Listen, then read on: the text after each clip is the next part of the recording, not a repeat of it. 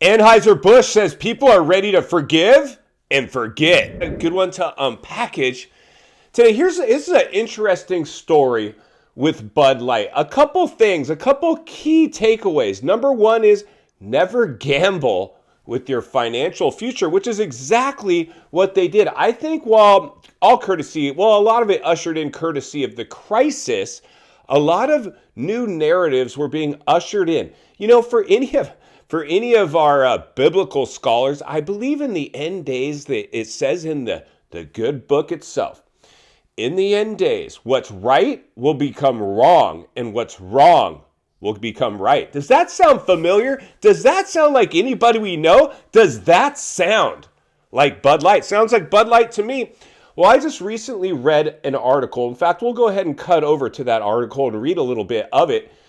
Anheuser-Busch is now saying they believe about 40% of their previous customer base is ready to come back and enjoy their beverage once again. And whether that's true or not, I don't really care. One thing I will say is when they've done the biggest about face that I've ever seen in business history, because when you push the envelope as hard as you did with the trans influencer now marketing your beverage, when some kids and some think tank gave you this because of all this BS narratives that were being ushered in, it almost crushed you. It still could. We don't know. They're not out of the woods yet.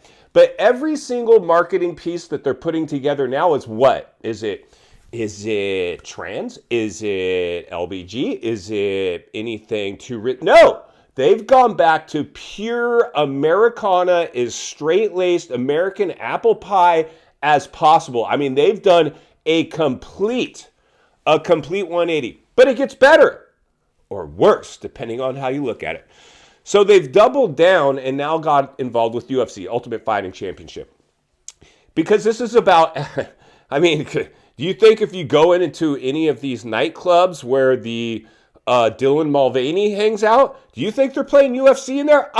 They ain't playing UFC in there. I can promise you that.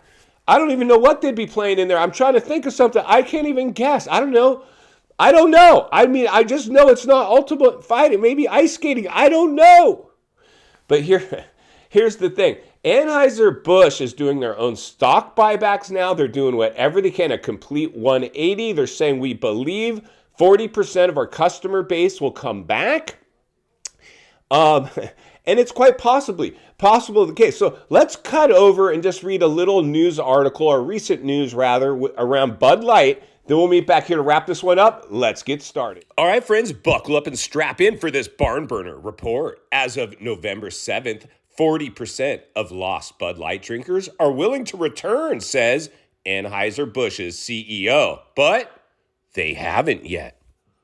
But wait, there's more. Bud Light's April collaboration with a transgender influencer is still affecting sales, Anheuser-Busch InBev leadership told investors on their most recent earnings call, or lack thereof. Let's keep reading.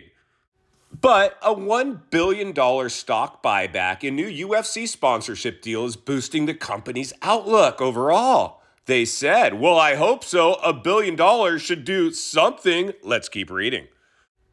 I don't think that we're at a new normal yet, but we have a good grip on what we need to do now and how we're going to proceed from here, they said last week. Well, I can tell you how they're going to proceed from here. As far away from transgender marketing as possible. Let's read a little more. They go on to recap their mess. Bud Light saw a significant drop in sales. Significant, try catastrophic, this year as consumers called for a boycott of the brand following a collaboration with transgender influencer Dylan Mulvaney. Over the summer, Modelo Especial took over Bud Light to become America's best-selling beer, knocking Bud Light off its throne for the first time in over 2 decades. Ouch! Ducarius pointed to Bud Light's recently announced a multi-year sponsorship of UFC, a mixed martial arts organization. He said Anheuser-Busch is committed to investing in the U.S. for long-term and called the partnership a great fit for Bud Light. Well, you mean a great about face for Bud Light. Let's get back to the studio so we can wrap this one up.